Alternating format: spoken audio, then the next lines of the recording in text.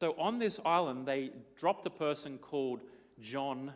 We call him today John the Revelator. Some Bibles will call him St. John the Divine. Basically, he was a follower of Jesus, and after Jesus had ended that part of the story, John's one of the apostles running around talking about Jesus. The Romans had enough of him, and they put him on this island of Patmos to stop him from influencing people and getting them to convert to being followers of Jesus. So the story goes that John lived down in that little town. There was probably about 200 people there. This is around 97 AD, so just under 2,000 years ago.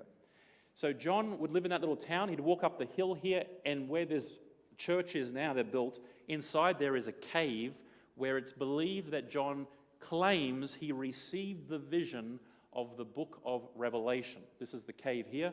It's about this high, so you sort of got to bend down to go in there. And they believe that he would put his head against the rock, like in prayer there, and he'd put his hand in that crevice to stand up, and that's why they've covered everything as an ornament.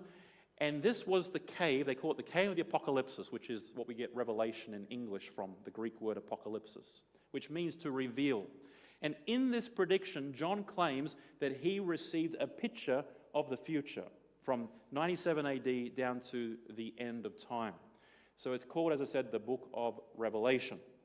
Now, this book, which spans, it spans to, we don't know how long yet. It's 2,000 years to here and a bit more into the future, more than likely. And in this Revelation, what we essentially get is one big story. The one big story is this, that there is a war between the forces of good and the forces of evil, between truth and error, between life and death. And the Bible describes it in the book of Revelation as a cosmic conflict. That's the overarching story.